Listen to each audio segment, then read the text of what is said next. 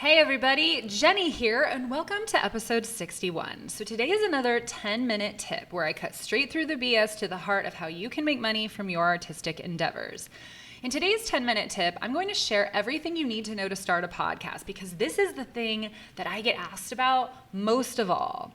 So here's a list of the things that I wish I had known when I first started. And I made an episode freebie with this entire checklist and all of the links that I'm going to mention. So stick around to the end to hear how to get your hands on that. Before I begin though, I just want to remind you to start ugly. If you don't know what I mean by that, check out episode 46. Basically, it means ready, fire, aim. Did you catch that? Ready, fire, then aim. It means take messy action. A podcast that is launched is better than one that just lives in your dreams. So don't use this checklist I'm going to give you today as a reason to procrastinate. Number 1, you want to name your show in the right way. Who is the show for? You want your title to be like a fishing lure, so the right fish see it and immediately know that it's for them. You also want the wrong fish to see it and know that it's not for them. Believe me, that is actually a good thing.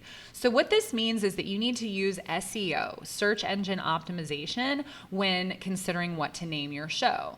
So my show used to be called The Everything Enthusiast. And while that might make it clear what the show is about, that isn't a term that anyone would be searching for ever.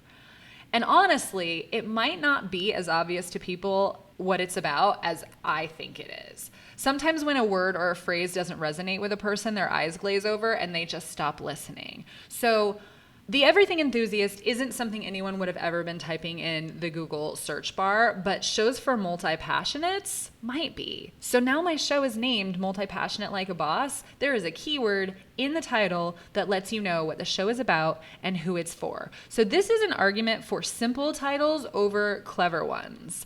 As my coach says from his experience making the exact same mistake, don't make the title something clever and like an inside joke between you and yourself. That will not serve you in the long term. Episode titles can be clever, but the podcast title should be simple, direct, and to the point. Of course, you're multi-passionate, so you have permission to rebrand. You need to give yourself that right out of the gate. But if you take these tips into account, you may not have to. Or at least if you do rebrand, it'll be because you are taking the show in a whole new direction, but not because you just missed the mark the first time, like I did. Number 2, launch with several episodes at once.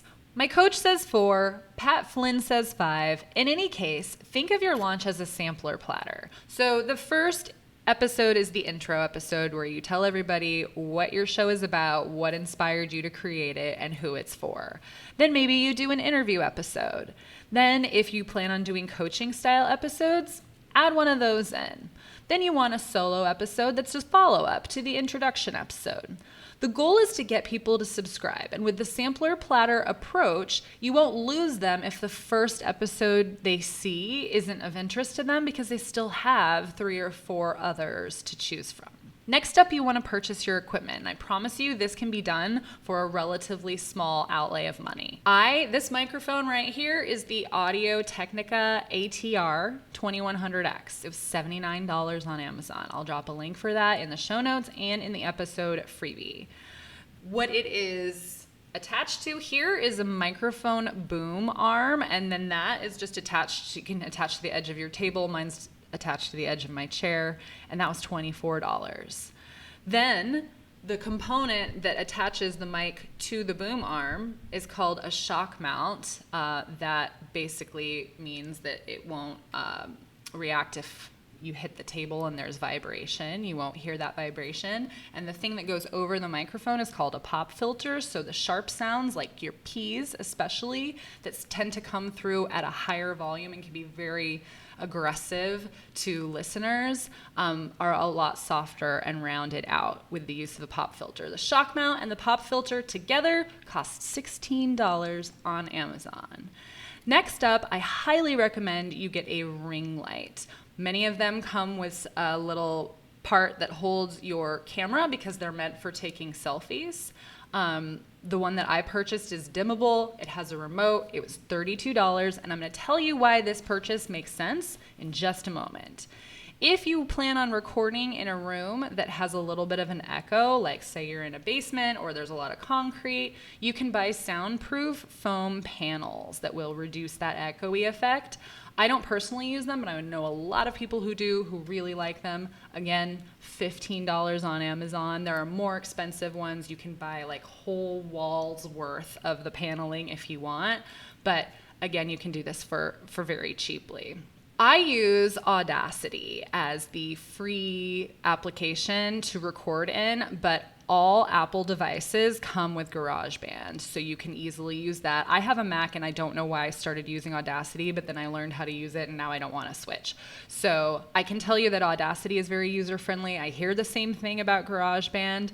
Again, if you're free, you really can't go wrong, and you can Google how to do any sort of like fancy editing. If you need to import music, which I recommend you do, all of that can be done with a simple Google search. Although I recommend that you record your podcast with video. This is something I wish I had done and I didn't start doing until about episode 16. And that's when the ring light is going to come in really handy. If you're one of those people who isn't super keen on seeing yourself on camera, the ring light will take away your wrinkles.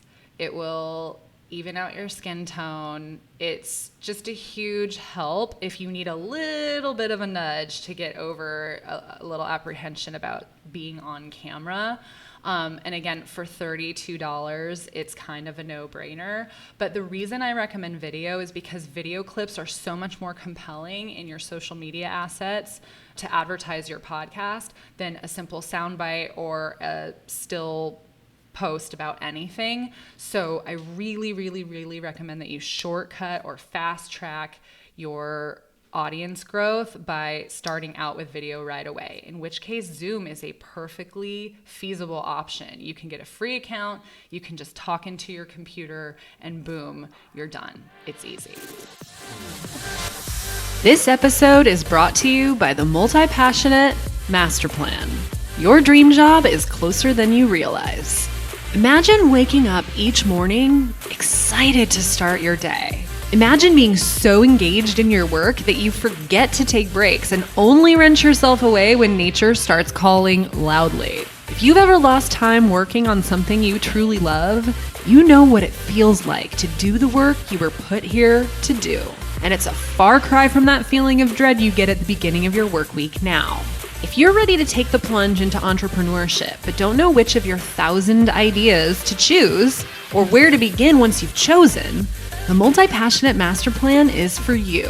In this 6-week group coaching program designed with squirrel brain creators in mind, you will uncover your $1 million idea and create a roadmap that eliminates everything standing in your way. And if you jump on the waitlist today, you'll get a special offer for 40% off the program cost when I open the doors next month. So is it finally time to take action? Because the only regret I hear from my entrepreneur friends time and time again is I wish I had done it sooner. If you don't want that to be you, pause this podcast, head over to jennyo'connor.com/masterplan and jump on the waitlist today. Next up, you're going to want to choose a podcast host. So what is a podcast host? Well, once you've recorded your podcast and it's saved onto your computer, you need to get it to the place where it's live on Apple or Spotify and all the other places, right?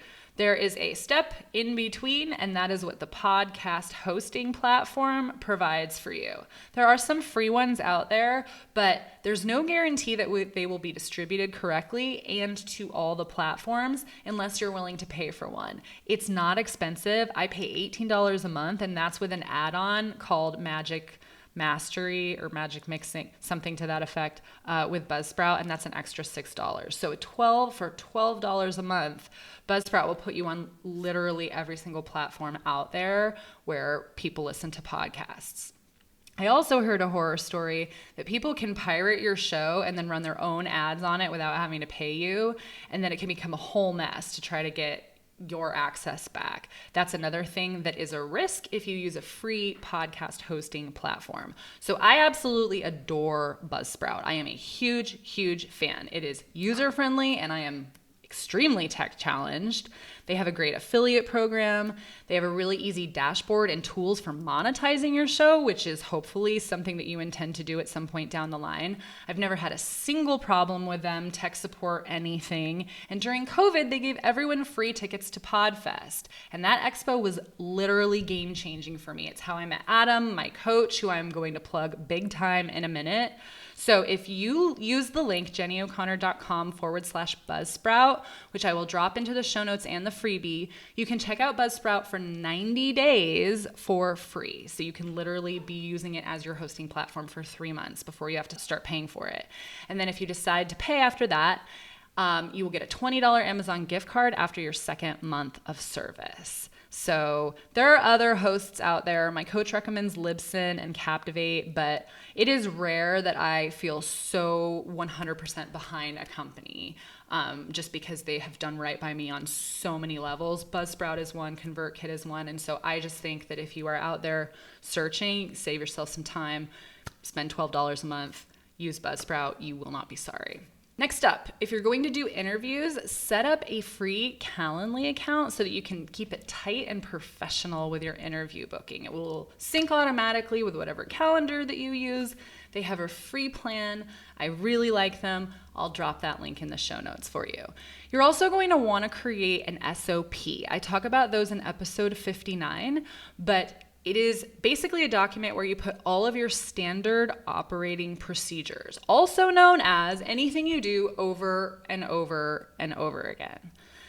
Then in that document, you're going to create a podcast invite email template, something you can copy and paste and use over and over. A podcast reminder template, so you send that to your guest the day before the interview, and then a post-interview follow-up template.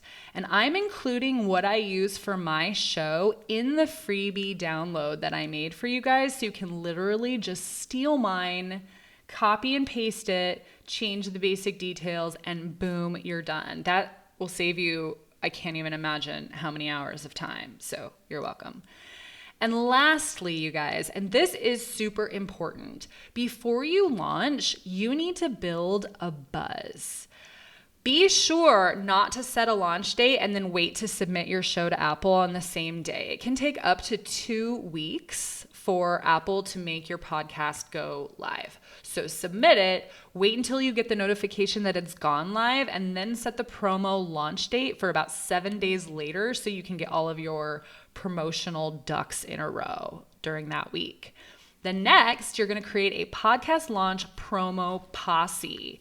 Basically, what that means is getting 20 people who know and love you and who you've done favors for in the past to do 2 things for you on launch day. You want them to hit subscribe on Apple and Spotify if they listen in both places. And then you also want them to share a promotional asset that you can create for them and send over for them to put on their social media platforms. So you can create assets for this in Canva. I love Canva. I've talked about Canva in past episodes. And if you use the link jennyo'connor.com/Canva, you can start a free account and you can start creating those assets right away. All of those people subscribing on your launch day will drive your podcast rank up, meaning that Apple will be more likely to show it in the search. There's also a category called new and noteworthy. And if you can get enough people to do this right in the first week or so that your show goes live, you will actually show up in the new and noteworthy search section. And that's important so you can get in front of the right people who need to hear your message. Then you should pay attention to your rankings in Apple for the first month or 2, because if they're good, you should take screenshots of those and use them as social proof. That will come in handy down the line, trust me. Lastly, if you think that you need extra support, I'm not your girl, because ultimately podcasting isn't my be-all end-all. It's just one of the many things that I do. But my coach, Adam Shively, over at Podcasting Business School, does this for people day in and day out. He lives, sleeps, eats, and breathes podcast launching and growth. So you can join his podcast Thinktank at this link, jennyo'connor.com pod launch, all one word, pod launch. Just go check it out. All you have to do is pop your name on there so that you'll be notified the next time he has a live webinar about it. There's no commitment. You can just go and hear and see if you like what he has to say and see if anything that he's offering resonates with you. But he is the go-to for all of your podcast related questions. If you want free tips from Adam, you can listen to his show, Podcast Launch Tips. Just search for that. I will include the link below, and you can just binge listen to all of his episodes and find answers to all of your questions. As always, thank you so much for joining me today. If you guys want the freebie, it is super helpful. I'm even going to include a bonus, several links to great sources for free music if you're looking for a snazzy intro and outro, and that will be in the freebie as well. To pick that up, go to jennyo'connor.com/start your pod. All one word, start your pod. If you found this content valuable, I would be over the moon if you would rate and review the show so other multi-passionates like you can hear these important messages about how to make a living from their passions. More people doing what they love equals a better world overall. I would also love to hear from you. Shoot me a DM on Instagram. I'm at Your Creative Fairy Godmother, and share what's resonating with you about this show or what other topics you'd like me to cover. I kind of think I'm going to do more of the so you want to be a fill in the blank episodes. So let me know what you'd like to hear about next. I'm thinking so you want to be a copywriter, so you want to be a private chef, because those are things that I have done in my past lives. So I promise if you write to me in the DMs, you will get a personal response from me, not a bot, and not my assistant. Until next time, remember that a year from now, you will wish that you had started today. All the more reason to get on out there and do the thing.